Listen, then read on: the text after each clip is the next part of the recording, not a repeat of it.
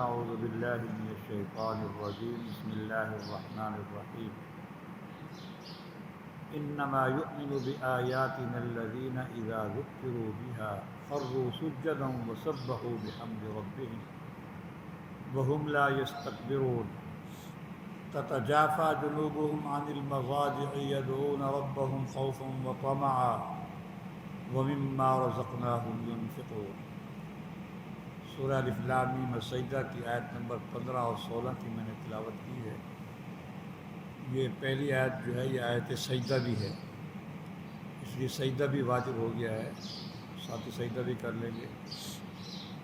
ان آیات مبارکہ میں اللہ تبارک و تعالیٰ نے اہل ایمان کی اور نیک لوگوں کی چند صفات کا تذکرہ فرمایا ہے کہ نیک لوگوں کی کیا صفات ہوتی ہیں، کیا ان کی شان ہوتی ہے، ان کو کیسا ہونا چاہیے۔ فرماتے ہیں انما یؤمن بآیاتنا الذین اذا ذکروا بها خروا سجدا وسبحوا بحمد۔ ہماری آیتوں پر تو صرف وہی لوگ ایمان لاتے ہیں کہ جب ہماری آیتیں ان کو یاد دلائی جائیں، آیتوں کے ذریعے ان کو نصیحت کی جائے تو سجدے میں گر جاتے ہیں۔ اللہ کی آیتیں جب پڑھی جائیں تو سجدے میں گر جاتی ہیں، اللہ کے احکام جب بتائے جائیں تو سجدے میں گر جاتے ہیں، مطیع فرم بردار ہیں۔ وسبحوا بحمد ربہم، اور اپنے رب کی پاکی بیان کرتے ہیں جس کے اندر ان کے رب اپنے رب کی وہ حمد بھی کرتے ہیں، پاکی بھی بیان کرتے ہیں، حمد بھی کرتے ہیں۔ تسبیح اور تحمید یہ جو دو جامع یعنی کہ ذکر ہیں۔ تسبیح کے مطلب یہ ہوتا ہے اللہ ہر قسم کے نقص اور عیب سے پاک ہے، اور حمد کا مطلب یہ ہوتا ہے کہ تمام صفات کمالیہ کے ساتھ اللہ پاک متصف ہیں، تمام کمالات اللہ کے ذاتی ہیں۔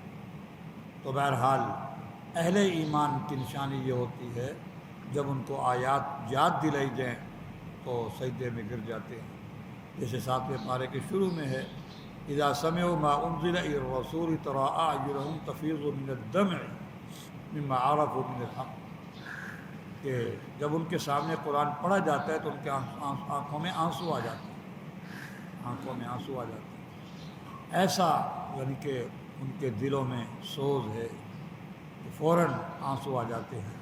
تو یہاں بھی یہی فرمایا کہ ہماری آیتوں پر صرف وہی لوگ ایمان لاتے ہیں جب ان کو یہ آیات یاد دلائی جائیں تو وہ سجدے میں گر جاتے ہیں اور اپنے رب کی تسبیح بھی کرتے ہیں، پاکی بیان کرتے ہیں اور اپنے رب کی حمد کرتے ہیں۔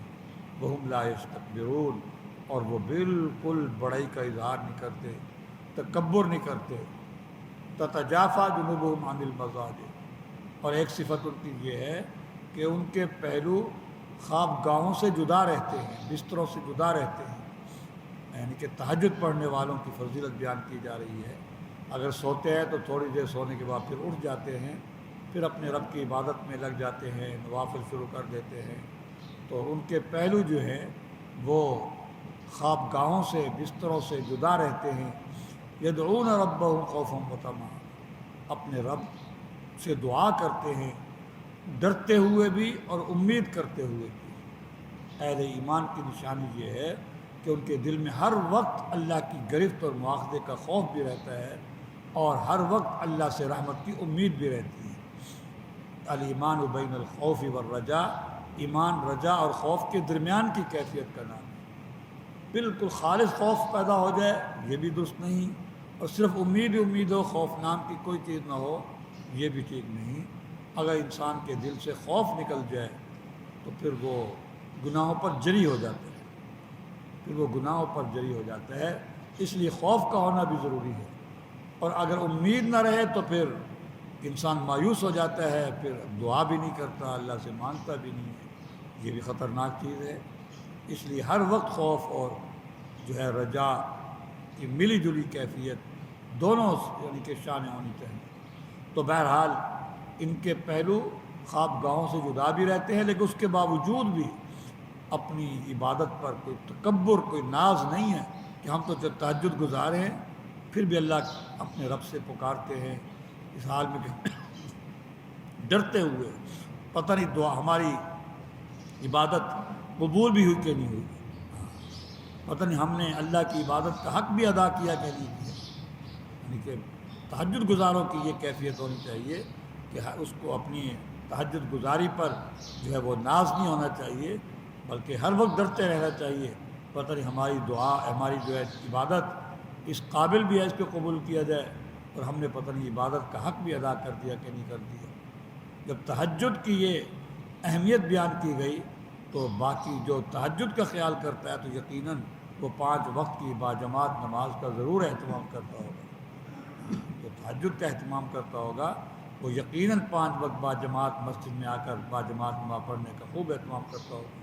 تو بہرحال یہ اہل ایمان کی صفتیں ہیں، اور ایک صفت یہ ہے وَمِمَّا رَزَقْنَاهُمْ يُنْفِقُونَ، اور ہم نے ان کو جو کچھ دیا ہے، مال دیا ہے، دولت دی ہے، صحت دی ہے، سب کچھ وہ اللہ کے راستے میں خرچ کرتے ہیں، ہمارے دیے ہوئے میں سے اللہ کے راستے میں خرچ کرتے ہیں۔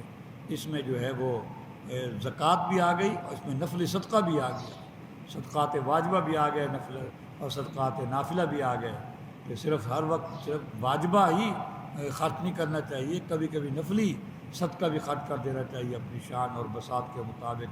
تو بہرحال یہ اہل اللہ کی یہ صفات ہے، اہل ایمان کی یہ صفات ہیں، اور ہر مسلمان کو اپنے اندر یہ صفات پیدا کرنے کی کوشش کرنی چاہیے۔